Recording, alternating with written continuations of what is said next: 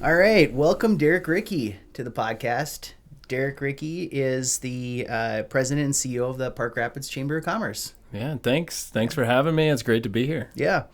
So Derek, you're originally from Park Rapids? I am, yep. Grew up in the area and have been back for a number of years as well. Yeah. PR high school graduate? Yep. I won't say what year, but yep, I'm a local graduate, proud of it. Yeah. Panther through and through. So Play sports here?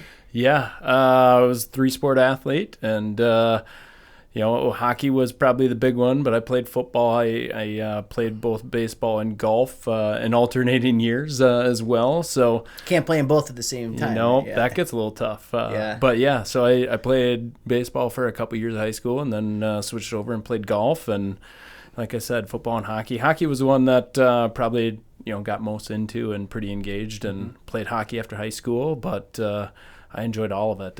It's a lot of fun. So you became interested in sports at a pretty young age then? Very, very much so. Yeah, great memories. Well, I think you learned so much too. Growing up playing sports, and it's experience. It's fun, but you learn so much about life without realizing it. Mm-hmm.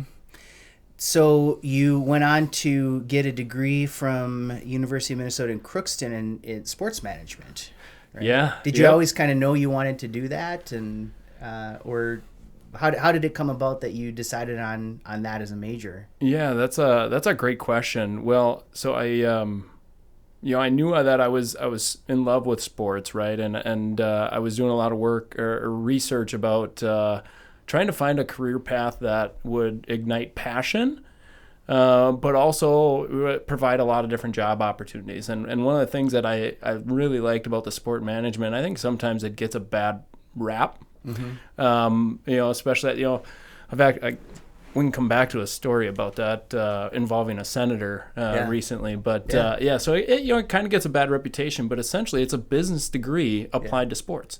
So you go in, you learn finance, you learn management, marketing, legal.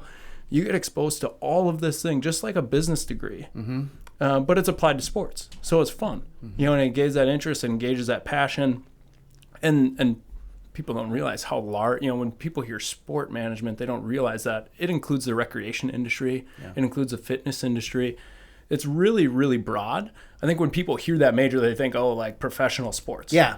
And you're going to go try to work for the Timberwolves or something like that, right? Yeah. And there's some that do that, right? Mm-hmm. But that's like 1.5% of the jobs in that industry. You know what I mean? Sure. Yeah. So it includes sporting goods. It includes, it's such a broad scope when you really get into it that people, there's just some preconceived notions about it. But yeah, I really enjoyed it. And it really came about because I was looking for something that, fulfilled a passion. I wanted to be excited about coming to work every day. And I've always been a big believer of that, is that when you wake up and you go, I don't want to just punch a clock. I want to have a purpose. I want to have a mission, and I want to be passionate about what I do and the impact that I'm having on a daily basis. And that kind of led me to sport management. And then, one of the reasons that I picked Crookston was because I had an opportunity to walk on and play hockey. So it all kind of came together for me pretty well. And did you play college hockey there for 4 years? And not quite. I actually played 1 year, and our team was discontinued. Oh no.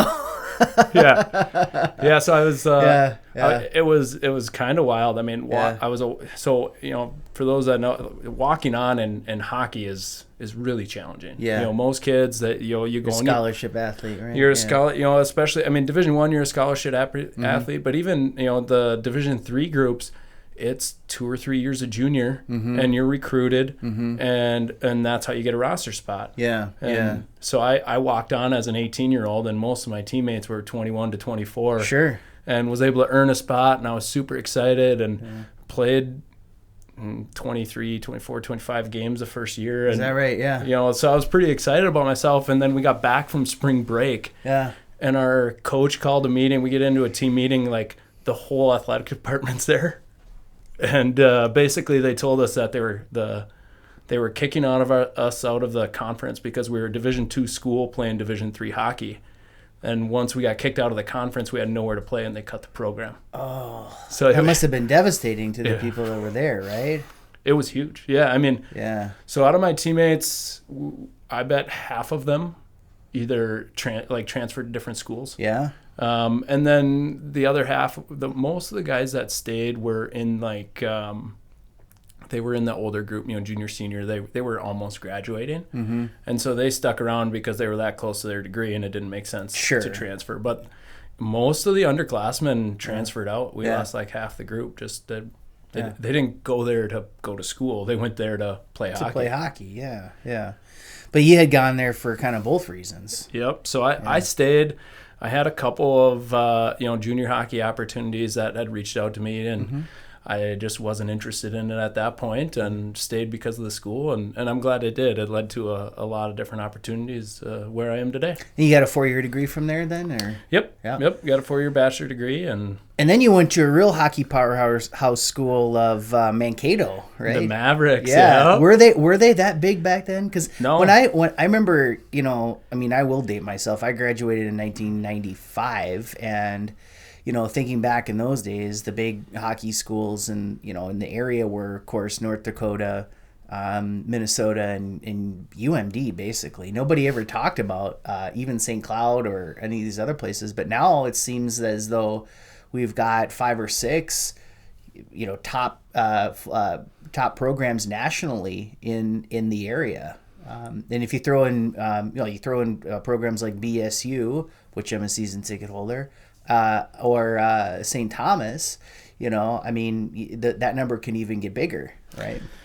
Yeah, well, so the interesting part is going back, that like mid to late 90s is when those schools became Division I. Yeah. Right? So that's part of why they don't have the same, history or brand recognition is that's when they made that transition. They jumped up with the big boys right around the mid to late 90s there, and they had some success on and off here or there, a little spurt 1 or 2 years, but the biggest thing that enabled, and there's still a lot of frustration, right, in the college hockey world about the realignment and the Big Ten and things like WCHA and all that, The reality is Minnesota State and St. Cloud, they wouldn't be at where they're at today without that change. Yeah. Because if they had to play year in and year out, with the Minnesota, Wisconsin, all the top NCHT plus the top Big Ten. I mean, the old WCHA was just a grind. Oh yeah. You know what I mean? You think about the number of programs, the power. Well, Denver was in there, and Colorado College, and of course UMD, North Dakota, Minnesota, Wisconsin. I mean, that was a conference of conferences. That's exactly it. And now you look at it, and pretty consistently, the top team out of the WCHA is Minnesota State, which was in there. And it's not the WCHA anymore. It's now the. That's right. I think it's right. They just changed that. The CCHA. Yes. Yeah. They brought back the CCHA. Yeah. But so you start to look. But I know what you meant. Yeah. It's just crazy. Well, the BSU did win the McNaughton Cup last year, so. It did. I'm a Beaver fan too. It's given them an opportunity to be, and then you add in some of the coaching things. Part of the reason that Minnesota State really jumped on and Coach Hastings is pretty highly regarded, and he really took that program to a whole different level, and hopefully it stays there now because they have that notoriety and the awareness, and they're expected to be a top program, and hopefully the new coach is able to kind of carry that on. I'm a proud Maverick alum as well now. Yeah, so sure. Yeah. I always root for him. So you got a master's in sports management from there too. I did. Was there like any kind of particular focus or anything like that you studied as a grad student? No, again, it was very much it's like a MBA applied to sports. Okay. It maybe doesn't have the same recognition nationally as a MBA. Sure. However, it's the same concept. Yeah. And really, I was encouraged to continue on and get my master's from my the course instructor up in Crookston. Really? Yeah. And then why did he want you to do that, or why did he think it was a good idea? Yeah, that's a great question, and really it comes down to networking. And his comment was, he's like, in a bachelor's program there's so many kids, and there's bachelor's program is the education, and then when you get into the master's level, you're now at a point where you make connections. Right. And from a networking standpoint, and he ended up being super right. Yeah. Because I went in and I had, you're just attending classes, you're hearing all these different speakers, you get to meet people doing all sorts of different things in different entities, and I impressed one of the instructors who basically encouraged me to apply for, like, got me an interview with the Minnesota Wild. Yeah, yeah. And that, I didn't get the job, but they passed me over to Minnesota Hockey. Right. And I got a job with Minnesota Hockey. Right. And I spent 10 years with them. Yeah. Isn't that amazing how that works? It was just crazy. But like, yeah, I always try to tell young people that, study hard, get good grades, but don't neglect the people skills, right? Because those are equally, if probably more important. Let's face it. I always say, like, well, President Bush, he had he made all C's at Yale, and he became the United States president. Why? Because he knew people. And so you can't neglect that part of your development. That's exactly it. It truly is a combination of who you know and who knows you. Mm-hmm. And you got to kind of go into it, with every day as an interview, and make sure you're at your best all the time, so that you're impressing people, so that even if people only get to work with you a couple of times, you leave a positive impression. Yep. Because it sticks with people. How do you do that? Well, how do you make a good first impression? Oh, that's a good question. I think there's a lot that goes into that. I think some of it's it's energy, it's excitement, it's professionalism. I think people can tell a lot about just how you treat people. Yeah. Right? Yep. I mean, being courteous and respectful and being authentic with who you are. Sure. And how you treat others, right? Yeah. How you treat people notice. It sounds super simple, but I think it's really important. Well, before you got married and everything, had you ever been on a date with somebody who treated the waitress like really poorly or something like that? You'd just be like, okay, I can see how you are. That's what popped into my head when you said that. Yeah. Well, and even you're out with acquaintances, friends of friends, and you're just going, you kind of bow your head and you try to pretend you're not there, right? It's like, there's a way to treat people and there's a way to not, and sure, that's such a key part of a first impression, I think. Yeah, and then also, I go back to the book How to Win Friends and Influence People too, because they always say to talk in terms of the other person's interests, to smile, so this whole thing is not me. No, it's all about them, right? It's all about what they, what their goals are and what they're trying to achieve, and then taking a genuine interest in them so that you can find out what those things are. Right? Exactly. Well, and I think the key word on that is genuine, right? There's some people that that do that, but it doesn't come off as genuine, right? And then it's really obvious, and it doesn't leave a great impression. But you're so right about that. Yeah, and it's you can just see it, you can sense it, right? Whether it's just, are they going through the motions, or are they saying this because they feel like they have to, versus like where you can really make a connection with somebody, right? Yeah, that's and it takes effort, right? Because everyone's busy, everyone has things going on in their life, professional and otherwise, and there's always a billion things going through people's heads, but to make a concerted effort and to be focused and in the moment and engaging with people, that makes a difference. Well, and it's called being a pro, really, because like what you said, like you go into a meeting or something, you may have a lot of things going on in your life, other things that are stressing you out from work, things at home, or just family things, or whatever those things may be. But the professional has to put those things aside and walk into the meeting and just not let the person like understand that you're going through those things, and always be the same consistency and things like that. Yeah, compartmentalizing, right? I mean, there being able to go, okay, good use. Right. I like that. All right, I'm gonna set this aside. I'm gonna focus on what I'm doing now, and then I'll come back to whatever those things are that also need attention, right? But you can only do so much at once, and I think being present is so important. Yeah. So the sports management degree, I suppose that could probably also be a track where you're looking to get into sort of maybe academia, or to become like an athletic director or something like that, right? Yeah. Have you ever considered that, or did you ever kind of look into that as a career possibility as well? Yeah, definitely thought about it. And considered that side of it. And I would say, as I went through it, the nice part is you get exposed to a lot of different people, a lot of different professions. You get to learn about what they are, and I think, the thing about sports is that there's always like this strong appeal of working in sports. Yeah.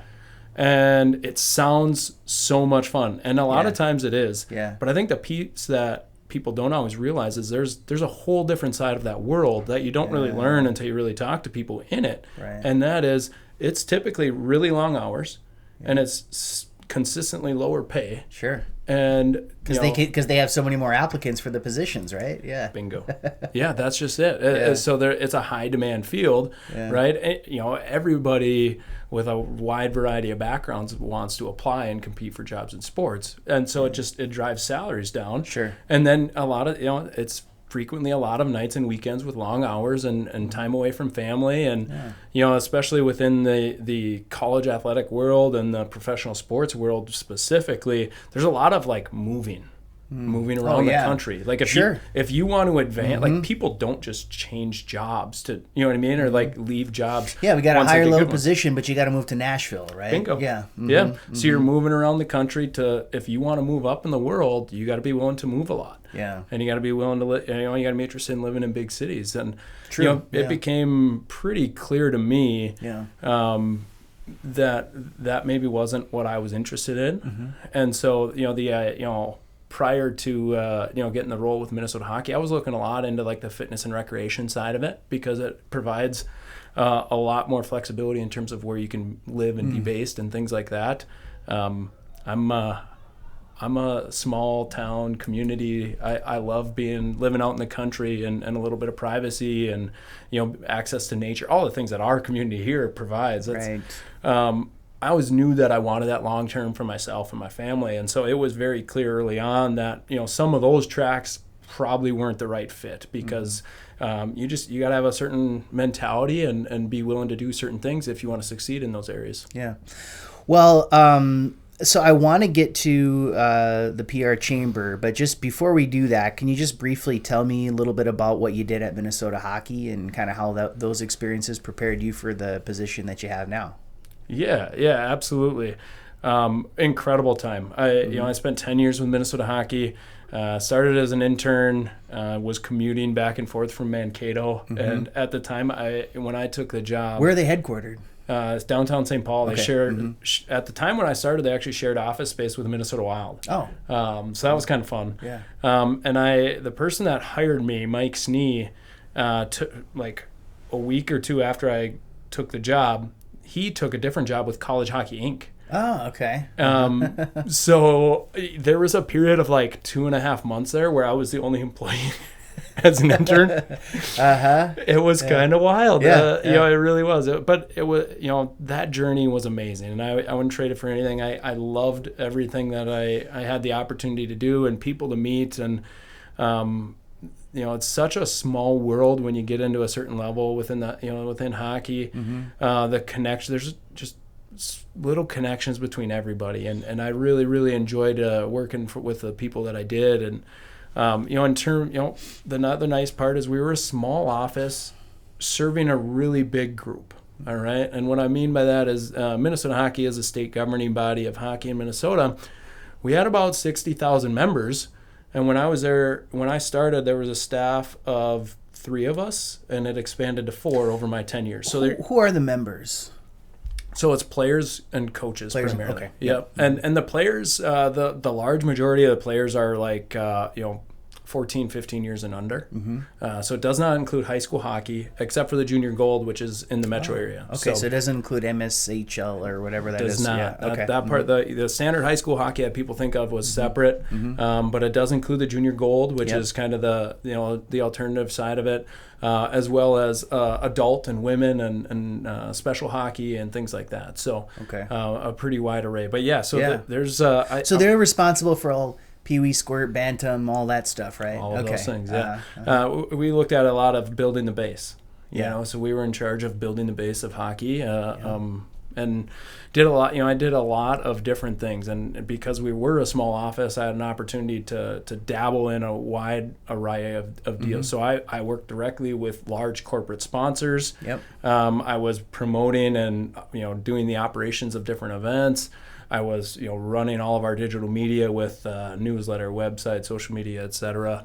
And then those on are top of perfect, but they those are skills that you have undoubtedly took with you to your new position, right? Yeah, absolutely. Yeah. So, just and like you said, I also got to work inside of it was a large nonprofit. You start talking. It was a $4 million budget when I was there with 60,000 members, and you start to get our board was like 40 people. Our board of directors is that big. Oh yeah, it was big board. How could you get anything done?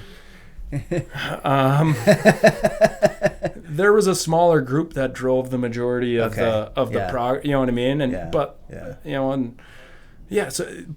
like there's another good learn, like seeing how a nonprofit board of directors operates. And I got to see not only the Minnesota Hockey one, but I got to see a lot of local association boards and how they operate, and I got to see how USA Hockey operates. And you start to get a sense of how these large nonprofits, what makes who successful and what doesn't, and things like that, and the dynamics of engaging with different people and how that process works. So it was really insightful in a variety of different ways. So coming into this role, I probably had a leg up on a lot of other candidates in terms of nonprofit governance, as well as the marketing side of it, and obviously for our community with the what we do as a visitor center and destination marketers and things like that. That was really helpful.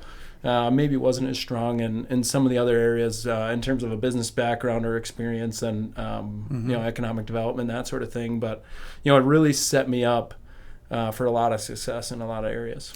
So is it it's the Park Rapids Lakes Area Chamber of Commerce? Did I say that right? That's correct. It's a mouthful. Yeah. So it's not. So that means it's not just Park Rapids, right? Correct. What are your geographic boundaries? Well, so the hard part is there's probably the core group of membership, and then there's like more of our associate membership. So our core group of members would be Managa up to Bemidji, and kind of like the Snowman Osage over to Akeley. So that's it's a pretty large area. It's pretty big, it's all of Hubbard County. Pretty much spans. Yep. We have members throughout Hubbard County, and like I said, we have several up in Bemidji as well, and then really. Yep. Yeah. They don't have their own chamber. They do. They do. People that are in both. Yeah. Oh, I see. Yeah. So the nice part is that some of the bigger businesses in Bemidji that have a large range and do a lot of work in our area feel it's important to be engaged in both. Yep. Right. Yep. So. Yeah, but then I would say, like I said, the associate membership extends even farther beyond that. When you talk about larger companies that operate in our area, but again, they feel it's important to support our business community. We have members from Fargo, Duluth, the cities, etc. So it's a pretty wide area that we pull members from, and the large majority of the business members are right in Park Rapids, and then on the tourism side of it is where you get that wider range. Right? So you start looking at membership from up by Two Inlets or Nevis or Akeley, etc. It is definitely slanted more on the tourism side of it. Yeah. So it seems as though, just from what you're saying, that you kind of classify things into sort of tourism and then non-tourism. Are they really just like two sides of a coin, or does it get even broader than that? Yeah, it is. It's very nuanced in terms of they're very interrelated, because there is such a large component of our local businesses that are either directly engaged in tourism or they benefit from it, right? Yeah. And I'll just give a few examples of that, right? Is all right. So you have a lodging business. Lodging, very clearly, they directly benefit. But then the people that stay at our different lodging facilities, whether it's hotel, resorts, bed and breakfast, etc., they're going dining, shopping, etc. And then there's another layer beyond that people don't always think of it, that are also directly grocery stores, gasoline, etc. So again, it's that kind of that retail side of it that benefits pretty significantly when you have extra traffic in the area, but not something people would associate with tourism necessarily, right? Sure. You wouldn't necessarily think, oh well, grocery stores thrive from tourism. Tourism adjacent, yeah. But they are. They're super dependent on it. I mean, talking to some friends or people at the University of Minnesota Extension, there's no reason a town of 4,000 people would have 4 grocery stores open year round. There's really not. You're right about that. Yeah. You know what I mean? Like, and is that gonna continue? Do you think, or I mean, we'll see. I mean, we'll see if we can sustain it. But even 3, like really, a lot of other communities that are our size population wise year round are looking. They have 1 full-time grocery store year round, right? And the strength of our tourism economy helps our these grocery stores thrive. They make the majority of their money in a smaller window, but they're able to support that year round because of it. And that's just one example. But then then there's the other layers, right? You look at the financial industry with whether you're talking banks or you're talking insurance, advising services, etc. They benefit significantly from our seasonal residents and the tourism side of it. People that they come, they visit, and then they decide they want to retire up here. Yep.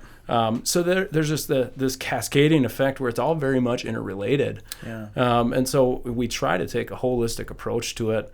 But there's no doubt that we have that very much. We have the business side of what we do in terms of serving our membership and supporting local businesses and representing local businesses, and then we have the side of it that is very much more we're promoting tourism. We're promoting the area. Yep, we are marketing our area, and then we're helping our area deliver a great experience. Do you think there's another place in the state that is like Park Rapids? I mean, it just like where it sits geographically, it's sort of the crossroads of, there's 4 or 5 different county seats, and we're pretty close to all of those. How many lakes we have in the area, and just like the feel of the place as well. I mean, you talk about that comment about, I didn't think about it, but a town of 4,000 could have 4 grocery stores. I mean, are there any other places that are like that? That's a hard question. The answer is not exactly, right? I mean, there's other places with similar characteristics in certain ways, but I think one of the challenges is, and we've been having a lot of discussion with various tourism partners in the area about how do we enhance where we are in terms of our standing on a statewide basis as a destination. And sure. You start to look at comparisons, and there aren't really good comparisons. It is really hard because every destination has its own unique facets, and right. We're very unique in terms of, like you said, the number of different lakes.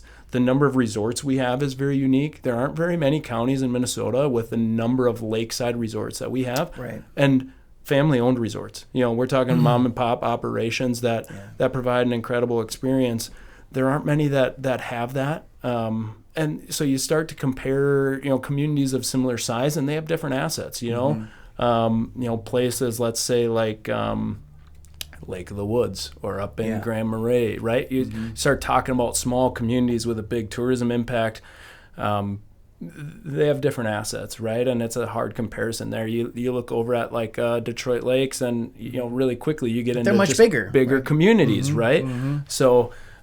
Similar in the sense of they're not Brainerd necessarily, but still a much larger community. So it is difficult to come up with comparisons. There's really no perfect comparison.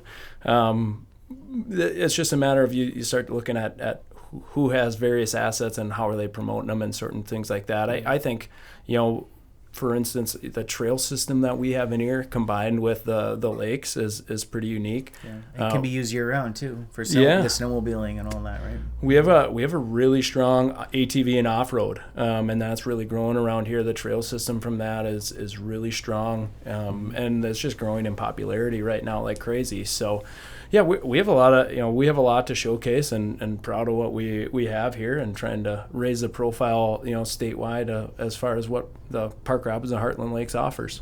From the business community standpoint, would they like to see an increase in development and population in the area, or would they prefer just to see maybe more tourism infrastructure and things like, like a giant water park or something like that, that could cause it to be sort of a more of a general destination for families, or, like things like that, I guess is what do they see progress? How would they measure that? Yeah, that's there's a few different ways you can go about that, and part of the challenge is that it really does depend on who you talk to, right, and what their industry is. I think one of the biggest learning curves for me was, as a chamber director, you have to kind of understand what's important to each business type and each business category, and so there's been a lot of learning about, how manufacturing differs from, financial services and from retail, and all of them have their own unique business challenges and business structures, et cetera. And it's been really kind of a lot of fun, but it's a challenge as well. What Lamb Weston RDO Frozen prioritizes and what a downtown Main Street shop prioritizes, and very, very different. Versus a resort owner. So I would say overall, though, like if you're trying to be really general, the number one thing that our business community is in need of is workforce. Yeah. And the only way, right now, there's really a few different ways to generate workforce, and we're approaching them really from three different aspects. One of them is partnering really closely with our local schools to try and encourage people to stay locally. Yeah. Right, so we want to make sure that they know what different fields are available here, all the different things they can do, the different job opportunities within those fields, so that, okay, well, even if you go somewhere else for school, we want you to come back and know that there's good jobs available in our area. And for some of them, you don't even have to go off to any schooling, right? They'll train you on job, and you can have some really strong career paths locally. The second piece of that is working with Mary Thompson over at Heart Lakes Development Commission and some of our I was going to ask you about how what the interplay between your two offices was, but yeah. Yeah, we work closely together. I'm a ex officio member on her board, and so our success is in a lot of ways tied together, and we work closely together because of it.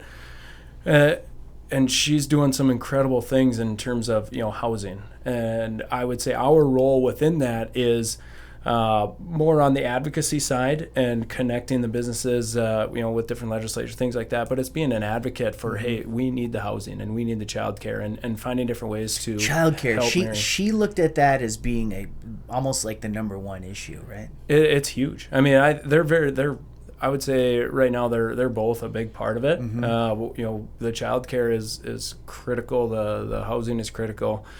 I think we have some exciting things going on in housing, and I would say both Mary and I are kind of changing our focus a little bit in terms of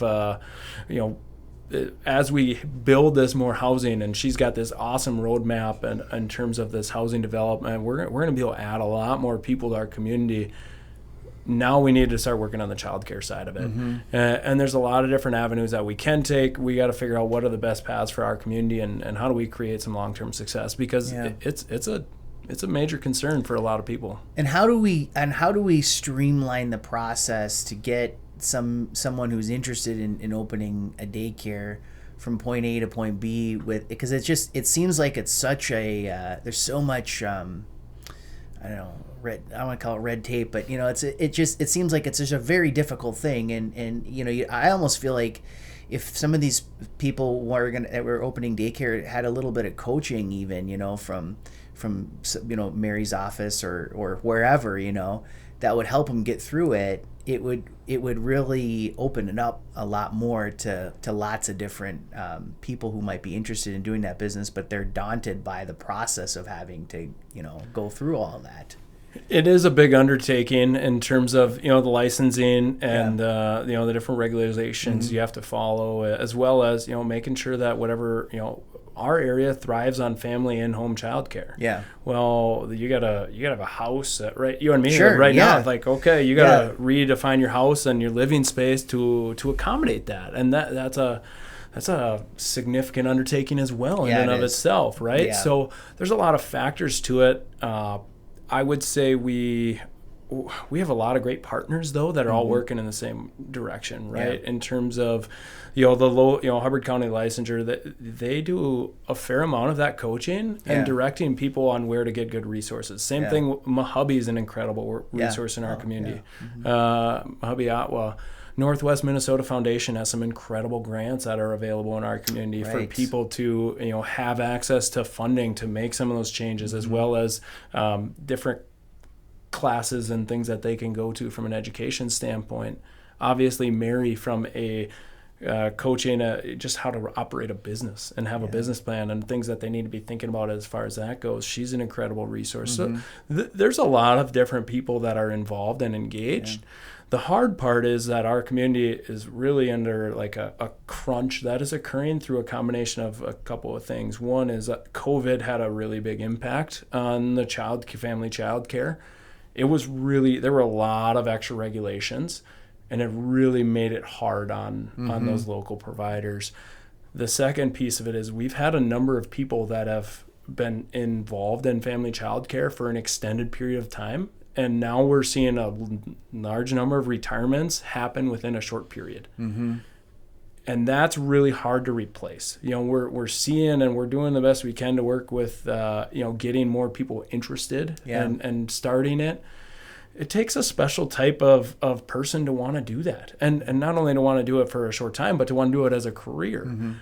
That just takes time to build. And we maybe didn't have as strong of a pipeline as we could or should have.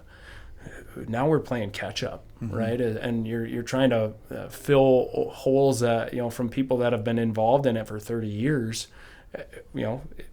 It's not easy, but there's a lot of people working towards the same goal. But it's good that there are people who, like you and Mary, who are addressing this, because it would inhibit us from growing as a community for sure, I think, right? It really does. It has a huge impact on the business community. You can't work unless you have childcare for a big port. You think about the core of the workforce, let's say from 25 to 50, and how many of those people have children. Right. It's not all of them, but it's a significant percentage. Sure. Right. So that's a key part of just making sure that we have a really strong workforce, and so we're going to keep working at it. And Mary has a group pulling together. We're going to have a little task force that's starting in August, I believe. I'm excited to be a part of that, and we're going to keep working together to see what we can make happen for the community. Good. So what kind of employees would you say are needed here, if you were to generalize? Like you say that, that we have a shortage of employees, or the businesses need help with the workforce and things like that. A person was considering moving to this area, what would you say would be the most, high demand type of jobs, or what kind of qualifications or skills might they need? Yeah, I would say in terms of pure number, people interested in manufacturing or willing to try manufacturing, I know off the top of my head, Lamb Weston RDO operates down 40 to 60 employees pretty consistently. Yeah.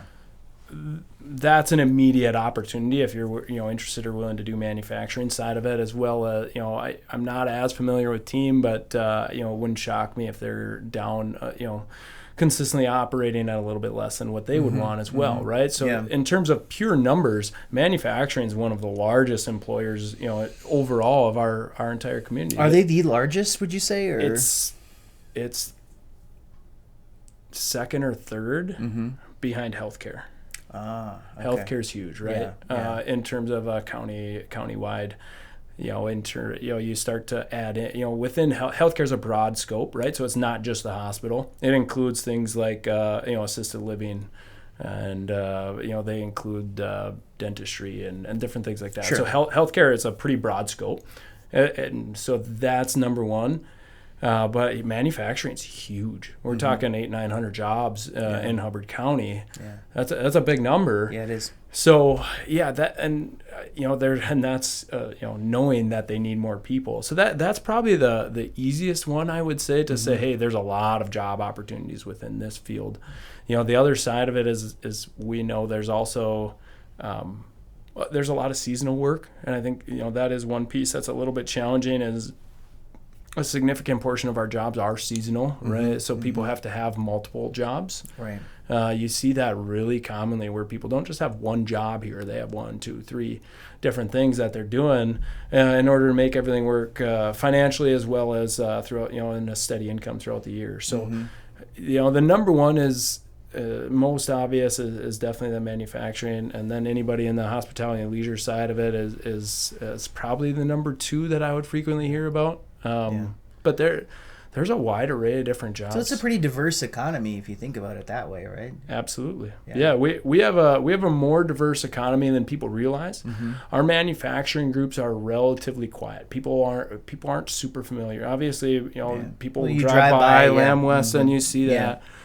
I don't think people understand the things that are happening in our industrial park here in Park Rapids as well. We have a decent number of manufacturing entities in Monaga and Nevis as well. Yeah, and even on 34 West there too. Were you there at Rotary when that guy was talking from the bean?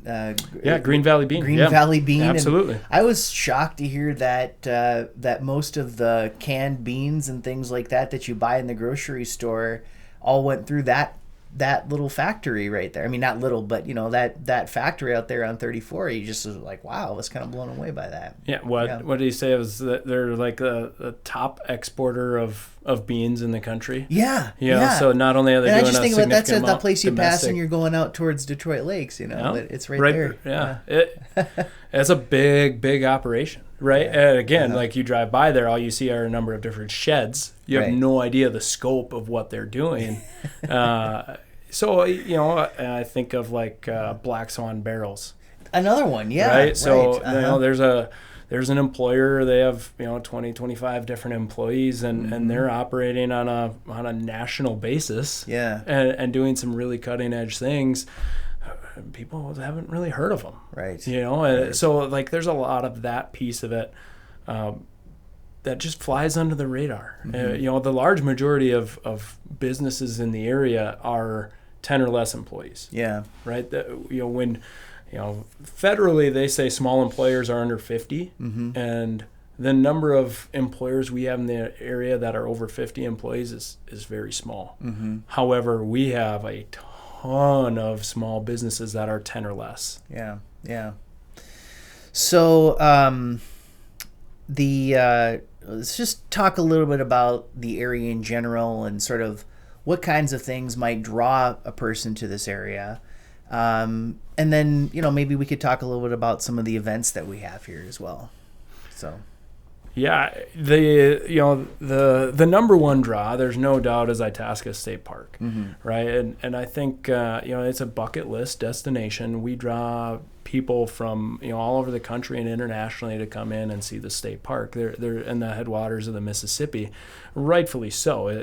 That is it's a pretty cool setting. Yeah. And you think about the magnitude of what happens there, it's really significant. So you think you find that people are actually like Itasca State Park is a destination for people who are going to come to this area for tourism? Yes. Yeah. Absolutely. And where do they mostly come from? Like I said, I think the interesting part of it is that you think about the people that are the large majority maybe of people that are staying at a resort for a week. Itasca is a thing that they maybe do once a year or every other year. However, there's a lot of people who they come up and they're gonna stay one night in Park Rapids. They're gonna go to Itasca and then they're gonna do a couple of other things, right? So like the average itinerary might be a little bit different than what people have in their head. Right. However, it's a big destination in terms of the scope. When people come to Minnesota, they want to see the headwaters of the Mississippi, and because of that, if you were to say, okay, well, Explore Minnesota, which is in charge of promoting Minnesota as a destination, what is one thing in this area that gets promoted significantly? And the immediate answer is Itasca State Park and the headwaters of the Mississippi. We have a couple of other things, Namath Arts Center get some recognition on a statewide and a national level.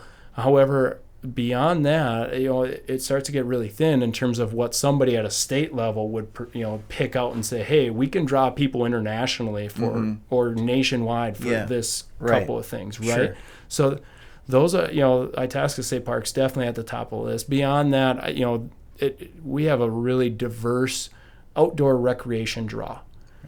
Right. So, we talk all the time about, the lakes and the like I talked about earlier with the different, family owned resorts that provide such an incredible, charming stay where they get to, people get to come up and they get to enjoy all the different water sports. They get to, go fishing, and just enjoy lake life. Yeah. Right. Mm-hmm. When I lived in the cities for a number of years, it was incredible, the exodus that happens every weekend in the summer, right? I mean, it truly is an exodus. Give you traffic jams, Yes, I'm 35 and 10 and everything, right? Yeah. When we lived in Egan and it was a 3-hour and 20-minute drive, and if we left any time on a Friday in the summer, it didn't even, it wasn't even like a typical rush hour. Like literally from about 10 a.m. until 7 p.m., you were talking about a 4 to 4.5 hour drive to get up north here. It really was. Slow and go, stop and go. Oh, man, it's stop and go until you get to Little Falls. It's incredible, right? And everyone wants to get out of the city and get to a lake. And I can't blame them. That's the reason we wanted to move here. So why come here as opposed to, say, Brainerd or, the North Shore or something like that?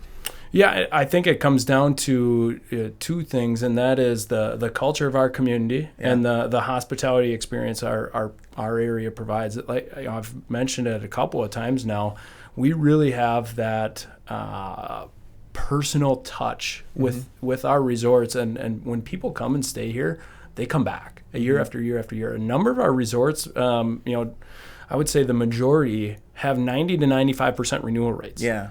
There's just booked every year. They just book every year. Mm-hmm. People love it, and it's an affordable family destination. It really is. If so, a lot of people from the Twin Cities. Then we're talking in North Dakota, right? But throughout the Midwest, I mean, Iowa's a big draw. We draw a surprising number of people from that Illinois, Chicago area. Mm-hmm.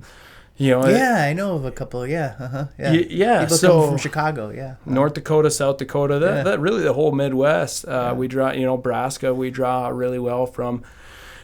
Like I said, it's a lake country, and it's a family destination in the sense of we're super family friendly, and so it becomes an ongoing family thing where people come back year after year after year. It's a tradition. It's a tradition, and like you said, in terms of why how we promote ourselves differently from other places, we do lean into that family side of it because we know that's a huge draw, and then on top of that, we try to promote that charming small town side of it, right? And people that are gonna drive the extra hour from Brainerd to stay here, they don't want it to be crazy, right? They don't want to have people, they don't want it to be an extension of the city, strip mall and all that stuff, right? And you go on the lake and you can hardly move because there's so many different people out there, right? They want a certain type of experience, and we're able to provide that. So we tap into that pretty significantly.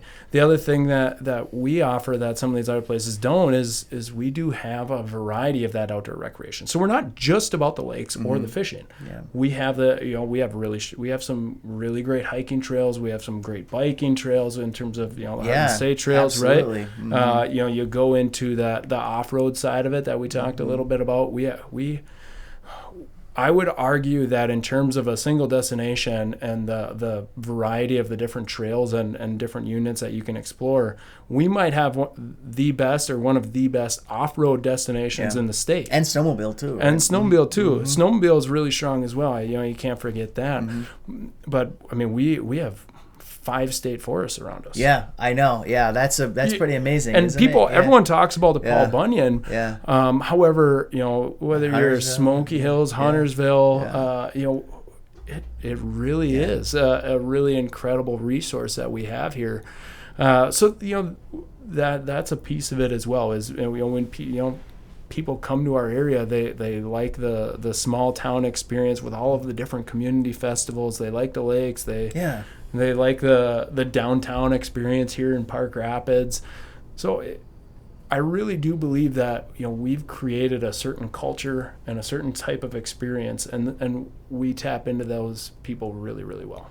So what are some of the big events on the Park Rapids calendar that wouldn't necessarily, be there, that are sort of unique to the area, let's just say? Well, I'd be remiss if I didn't start it just because it's pretty recent here, is the Park Rapids Bull Ride. Mm-hmm. If you have a chance to listen to Randy Joka and talk about the significance of that event, it's the biggest rodeo in Minnesota. Yeah. And it's become one of the largest nationwide. Right. And I don't think it's fun and everyone loves going to it. It's a big part of our 4th of July week tradition here locally. I don't know that people realize the significance of that event in terms of how large it is from contestants and attendance. Mm-hmm. It's really become a huge destination within the world of rodeo. So I've really enjoyed learning about that part of it. I think we have some unique events in terms of our community festivals that'll draw people, right? Taste of Dorset is pretty unique. Blueberry Festival, Muskie Days, Midsummer.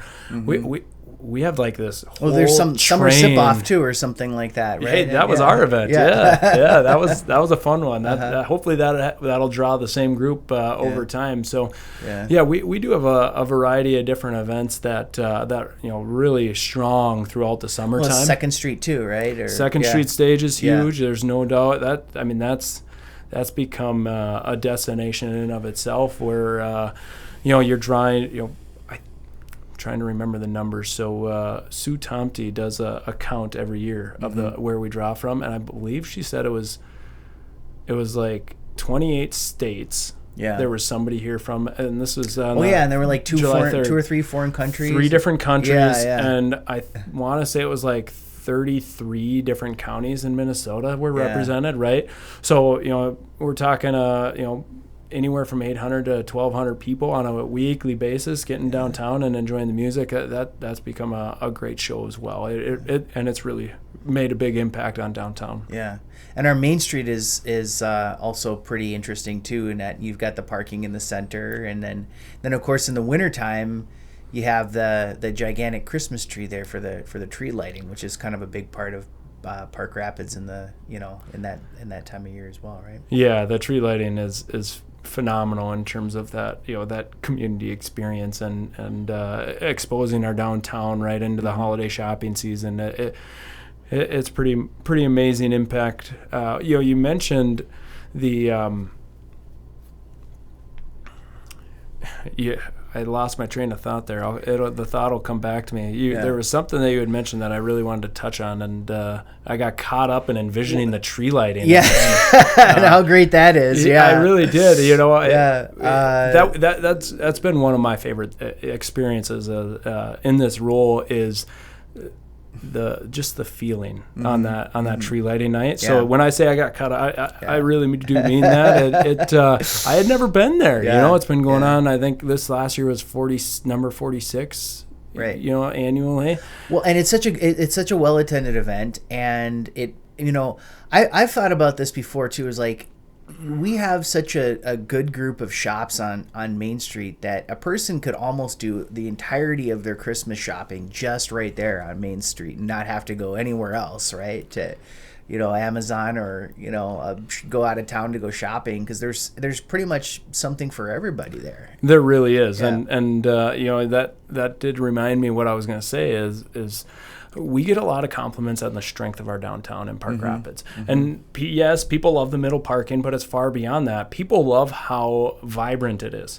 There are so many small town downtowns that are fading and dropping off, and they don't have the same number. It's more empty storefronts than present ones, right? And right. So that's not ours. No. It's not ours at all. I mean, so people come here, and from year to year, there might be a couple of empty storefronts, but they're turning over. Someone's buying them and starting a new shop, and it's consistently vibrant and has a great feeling. A lot of different variety, like you said. Mm-hmm. So we get a lot of compliments from people who come and visit, and they go, wow, you guys have a really healthy downtown, and it's absolutely true. So, credit it's almost like going back in time in a way too, right? It is. There was a time when a lot of small communities had strong downtowns like that, and it's just not the case. People are gravitating towards, shopping online and bigger box stores and things like that. The behavior of how people shop and integrate with retail businesses has really changed, and that dynamic is challenging.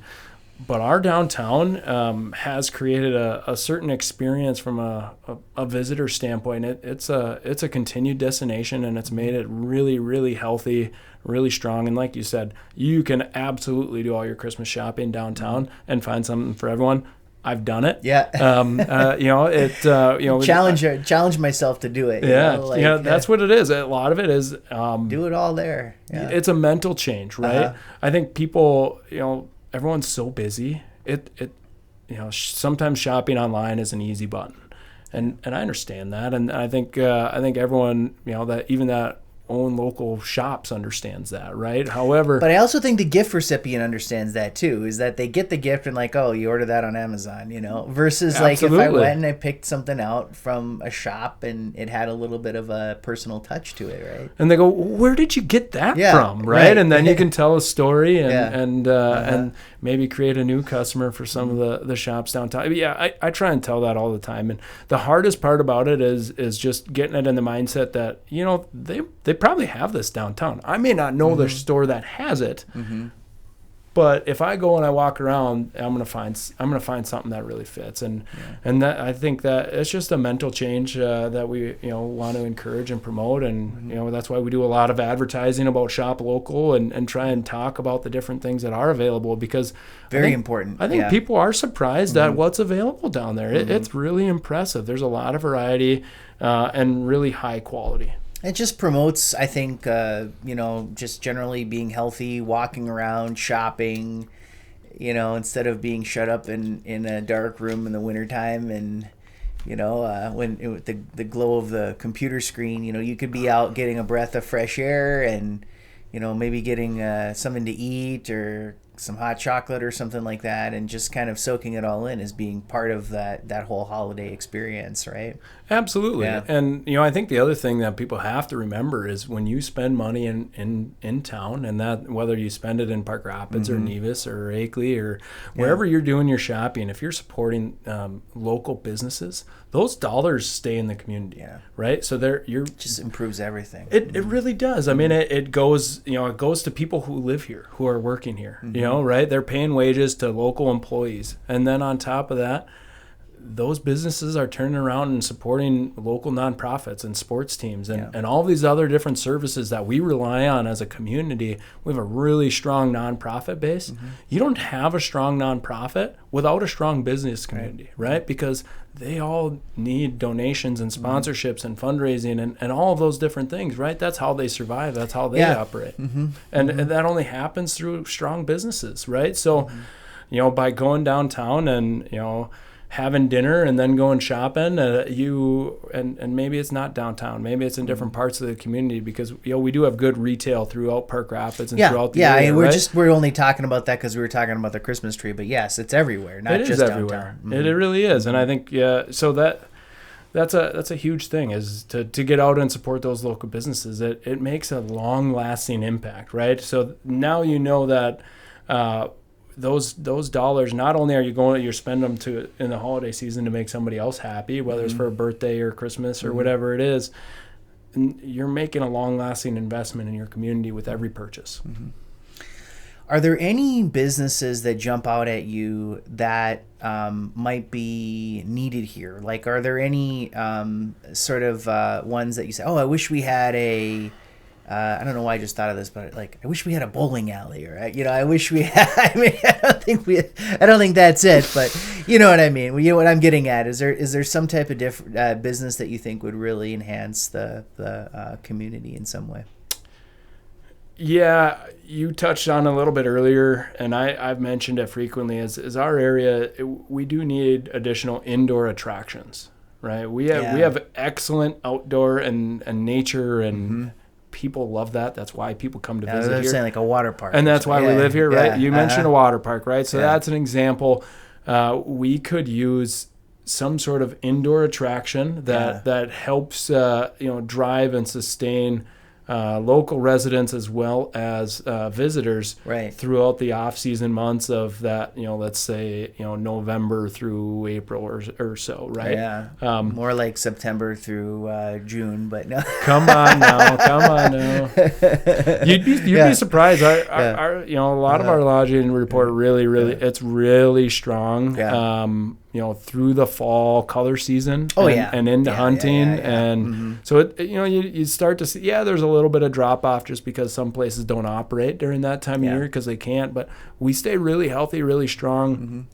And then once it gets cold and icy and wintertime, there are certain outdoor recreation pieces of it that help sustain some tourism, the snowmobiling and cross country most skiing. People, when they think about going on a vacation, they don't think of this area in the wintertime, right? Just because of how cold it is, frankly, or can be.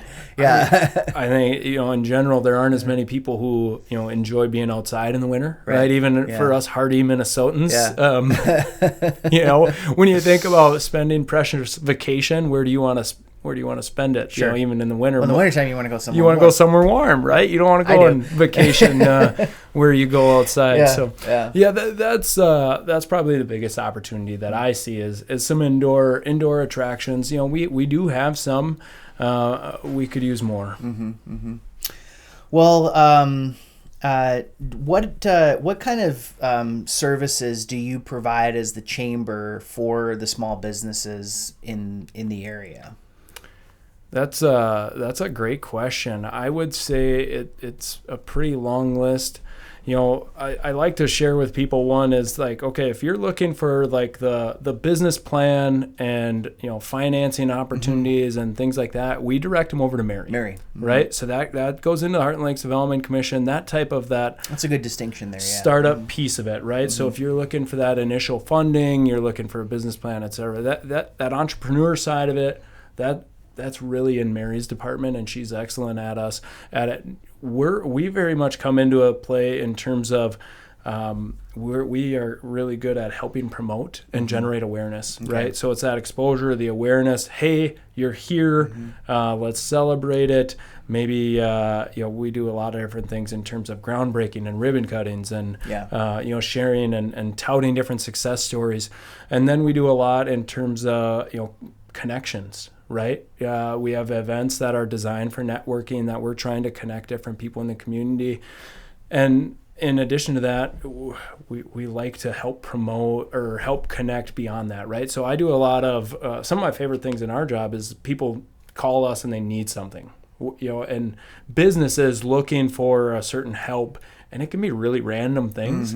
It's a lot of fun to be able to connect the dots between two different businesses to help each other. So we do a lot in terms of just connecting the business community, and maybe it's connecting them with the school or different opportunities there. And then beyond that, I would also we do some professional development things, lunch and learns, helping share information, legislative updates, making sure people are aware of what's coming down the pipeline so that they're staying on top of labor laws and things like that. And then I would also like one of the other pieces that I think is pretty important, and you don't always think about it, but it plays a bigger role than people realize, and far bigger role than I probably would realize before I took this role, is the public-private partnerships. And so it's business advocacy in the sense of, we work really closely, and I've really enjoyed getting to know people within our city, people at the county level, getting to know our state legislatures, and making sure that they understand what the challenges are of local businesses. And a lot of times it's really building those relationships, and sometimes it's connecting people, sometimes it's taking a larger role in advocacy standpoint. But I think just having those relationships there and in place for when you need them is really important.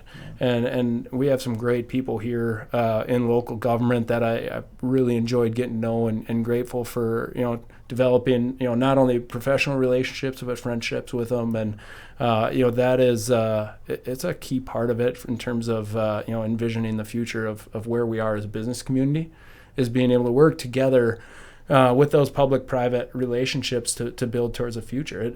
Because there are a lot of things that, private business in general is a linchpin of our country, right? Yeah. And some incredible things happen. The number of really smart people is sometimes a little jaw-dropping in our area. However, there are also things that don't happen without public without that public partnership, right? There are certain things that that you need in terms of a community that don't happen without that public involvement. And I think it's important for everyone to recognize that and to look for those opportunities to and help. That's one role that we play that I've enjoyed, and it's not always easy, but it is really, really important. Okay. So, Derek, Ricke, you are physically located, your office is physically located on Highway 71 on the east side, just kind of north of the traffic circle, right? Yeah, that's correct. So we're Highway 71 South. We're on the east side of the road. We're right by the All Vets Memorial. Right. Okay. Yep. So that's right where we're at there. We do have a visitor center. As well as our chamber offices are located there. So we operate, that's a 24/7 rest area, and our visitor center is open 8 to 4:30 Monday to Friday. Yep. And so if they needed to get in touch with you, they could stop by, or you have a telephone number there? Or? Absolutely, yeah. Stop in, give us a call, 218-732-4111. Like I said, we take a lot of pride in, helping elevate, connect, promote, serve our business community and do it on a daily basis, as well as promoting the entire area as a destination. So that's in a nutshell what we do, and we work pretty hard at it.